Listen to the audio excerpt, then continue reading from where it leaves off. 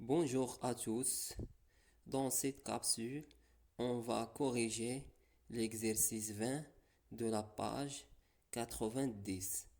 Cet exercice dépend ou appartient à la leçon mouvement et repos, et plus précisément le paragraphe vitesse moyenne et nature de mouvement rectiligne.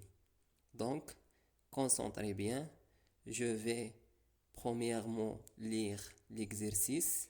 La chronophotographie d'un mobile sur un plan horizontal a permis d'identifier les positions d'un point M du mobile, entre parenthèses, schéma suivant. La durée entre deux photos successives est 0,04 secondes. Entre la position M0 et M1, la durée est égale à 0,04 et aussi entre M1 et M2 et ainsi de suite. La question 1. Quelle est la nature du mouvement du point M? Justifie. Question 2.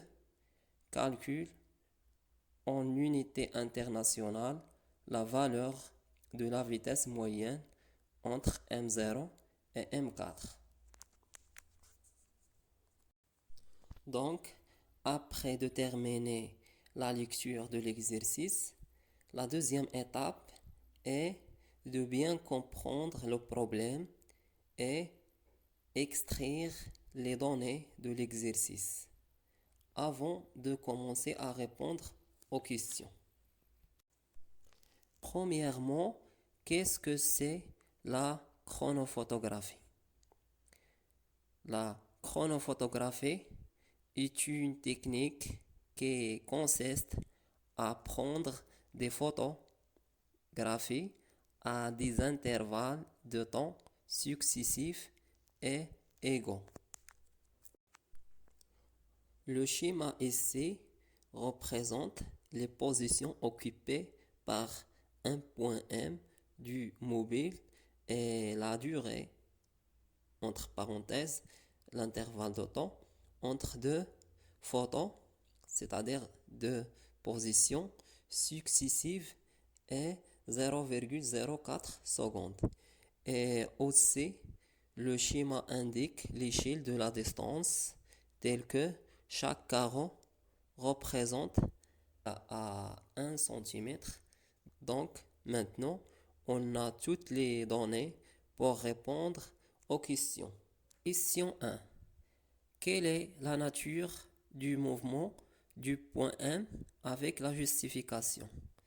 On observe dans le schéma que la distance entre deux positions successives est augmentée au cours de la même durée, c'est-à-dire la distance entre M0 et M1 est inférieure à la distance entre M1 et M2 et ainsi de suite jusqu'à la distance M3 et M4.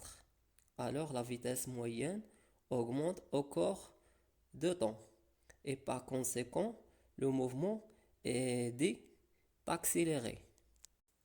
Question 2. Calcule en unité internationale la valeur de la vitesse moyenne entre M0 et M4. Donc, on a déjà appris dans la leçon que la vitesse moyenne d'un mobile en translation qui a parcouru la distance d en mètres pendant la durée t en secondes et le quotient v est égal d sur t.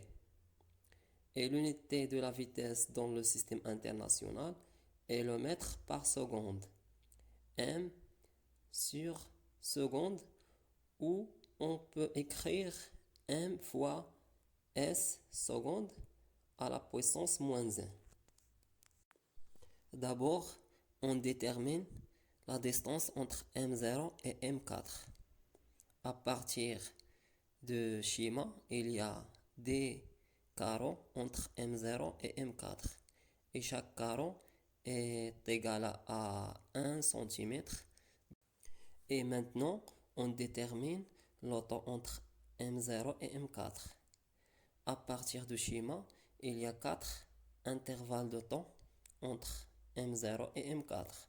Donc, T égale 4 fois 0,04 secondes égale 0,16 secondes. Et finalement, on applique la relation V égale D sur T. En remplaçant D et T dans la relation, on trouve V égale D sur T égale 0,1 mètre par 0,16 secondes égale 0,725 mètres fois seconde moins 1 ou 0,725 mètres par seconde.